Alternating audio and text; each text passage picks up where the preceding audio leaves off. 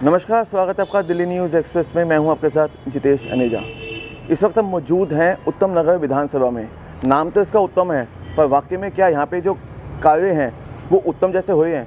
आपको बता दें कि यहाँ के जो विधायक हैं आम आदमी पार्टी से, वो नरेश बालियान हैं, और यहाँ के जो काउंसिलर हैं, जितने निगम पार्षद हैं, वो भी आम आदमी पार्टी से हैं।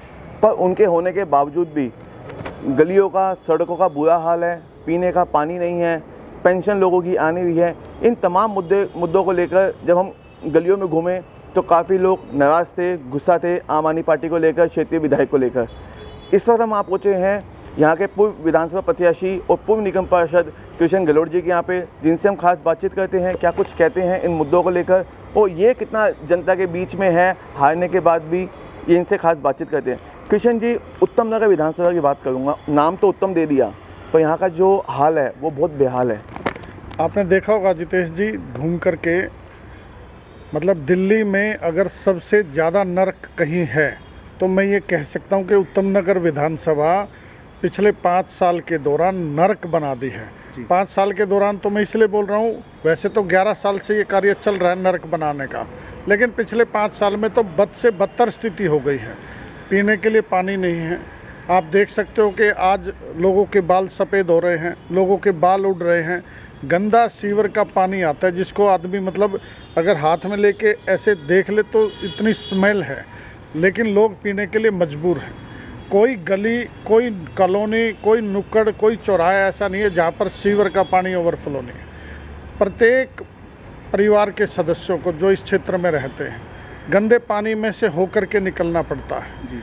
कूड़े का ढेर, जो दिल्ली को लंदन और पेरिस बनाने की बात कर रहे थे, आज कोई गली का चौराहा ऐसा नहीं है जहाँ पर कूड़े के ढेर ना हो। जब मैं यहाँ पर पार्षद था तो आप देख सकते थे, यहाँ पर मैंने इस समय पर 4 टाटा 407 चला रखी थी कूड़ा उठाने के लिए। हर गली में जो छोटी गलियाँ थी जहाँ पर गाड़ी नहीं जा सकती थी, ऑटो टिपर नहीं जा सकते थे, 10 कूड़े की गाड़ी ऑटो टिपर घर घर कूड़ा लेने के लिए जाती थी। जहाँ पर छोटी गली में टिपर नहीं जा सकते थे वहाँ हमने रिक्शा लगा रखी थी कि गलियों में रिक्शा से कूड़ा उठता था। एक जेसीबी थी, दुनिया भर का तामझाम हमने यहाँ लगाया था। लेकिन जैसे ही चुनाव समाप्त हुआ, हम चुनाव हारे, आम आदमी पार्टी के पार्षद यहाँ पर आए, वो सब के सब गायब हो गए। और उस समय पर यहाँ के विधायक जी बोलते थे कि एक बार कॉरपोरेशन हमें दे दो, दिल्ली में बीजेपी की कॉरपोरेशन है, एक टायर छोटा है, एक टायर बड़ा है। आज मैं विधायक से पूछना चाहता हूँ, आज तो टायर दोनों बराबर हैं, और बराबर होने के बाद लोगों की किस तरह से दुर्गति हुई है आपके सामने है जी। कृष्ण जी, हमने देखा है कि उत्तम नगर विधानसभा में मुख्य कॉलोनी की बात करूंगा, सेवक पार्क है जहां पे रोजाना लोगों का काफ़ी आना जाना लगा रहता है। बिंदापुर के अंदर कूड़े का ढेर बना हुआ है। रामापारा की जो रोड है जहां पे डेली ई रिक्शा गाड़ियां चलती है, ई रिक्शा पलटने की काफ़ी वीडियो सामने आई है, वहाँ की जनता बहुत परेशान है। क्या आपने इसको लेकर आवाज़ उठाई?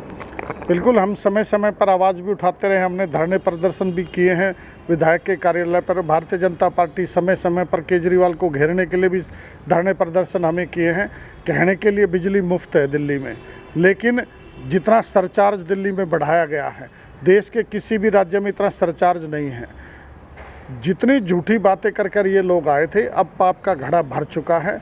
और आपने जिस प्रकार कही, मैं बिल्कुल आपकी बात से वाकिफ़ हूँ और आपकी बात को सत्य मानता हूँ कि हर रोज़ कम से कम भी 10 रिक्शा किसी न किसी सड़क पर पलटती है। केवल रामापारा रोड नहीं है, उत्तम नगर विधानसभा कोई भी सड़क देख लो, कोई भी 1-1 फुट, 2-2 फुट, 3-3 फुट के गड्ढे उसमें हो रखे हैं। तो मैं तो ये कह सकता हूँ कि जनता ने मन बना लिया है।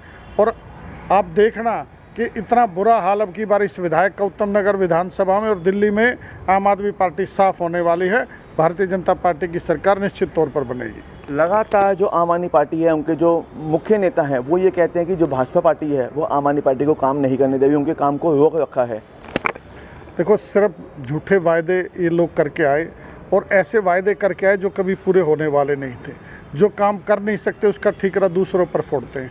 अगर भारतीय जनता पार्टी काम नहीं करने देना चाहती थी तो इतने साल से जब ये सत्ता में आए हैं तो आज भी ये काम तो कर रहे हैं। और मैं दावे के साथ कह सकता हूँ, इनके विधायकों की आदत बन चुकी है 5 साल, 4.5 साल कुंभकर्ण की नींद सोना। अभी 2 महीने चुनाव में है, आप देखना किस तरह से रातों रात सड़कें बनाएंगे, उल्टी सीधी सड़कें बनेगी, उसमें भी भ्रष्टाचार का बोलबाला होगा। जब 4.5 साल भारतीय जनता पार्टी काम नहीं करने दे सकती, तो लास्ट के 6 महीने में ये लोग कैसे काम करते हैं, इनसे ही पूछा जाना चाहिए ये बात। सड़कों की आपने बात की है, सड़कें तो बनी हैं, पर सड़कों का जो एंगल बनना चाहिए था, पहले नालियों का काम होना चाहिए था, फिर सड़कें बननी चाहिए थी। अभी क्या हो गया है, खुदाई होती है, सड़कें बना देते हैं, नालियाँ खुदी की खुदी रहती है। जनता नालियों के गंदे पानी को लेकर बहुत परेशान है। मैं आपको बताऊं, इन लोगों ने ना पिछले 4.5 साल में कोई एक भी सड़क बनाई है, ना इन्होंने कोई नाली बनाई है। बल्कि मैं ये कह सकता हूं, जब मैं निगम पार्षद था तब हमने नालियां बनाई थी नवादा वार्ड में। उल्टा इन लोगों ने उन नालियों को बंद करके सीवर में कनेक्शन कर दिया, और आज उसी वजह से लोग परेशान हैं। किसी भी क्षेत्र में जहाँ पर हमारा जो अनऑथराइज कॉलोनियों का क्षेत्र ज़्यादा है, वहाँ पर नाली के बिना काम नहीं चल सकता। और वो इनके पास कोई विज़न नहीं है, इनके पास कोई लोगों की समस्याओं को सुलझाने का कोई तरीका नहीं है। ये तो चुनाव से 2 महीने पहले जागेंगे और रातों रात उल्टी सीधी सड़कें बनाएंगे। तो अभी तक तो कुछ नहीं बना है जितेश जी, लेकिन मुझे ये लगता है कि जिस प्रकार से अभी आपने केजरीवाल का बयान सुना होगा कि हम चुनाव की तरफ जाना चाहते हैं, हम जनता मुझे जवाब देगी मैं चोर हूँ या ईमानदार हूँ। तो जनता से जवाब लेना था तो मुख्यमंत्री बदलने की जरूरत नहीं थी, सरकार को भंग करते और सीधा चुनाव में आते ना। आज सरकार को दोबारा मुख्यमंत्री दूसरा बनाया इसलिए है कि ये रातों रात घोटाले और करेंगे, और सड़कों के नाम पर, नालियों के नाम पर घोटाले ही घोटाले होंगे। 2 बड़ी बातें और हैं। एक, वृद्धा पेंशन को लेके, जो कि पेंशन नहीं आ रही है, कई लोगों की आ जाती है, कई लोगों की नहीं आती है। दूसरा, राशन कार्ड, जिसको लेके जनता बहुत परेशान है। सर, पिछले 11 साल से दिल्ली में एक भी नई वृद्धा पेंशन नहीं बनी।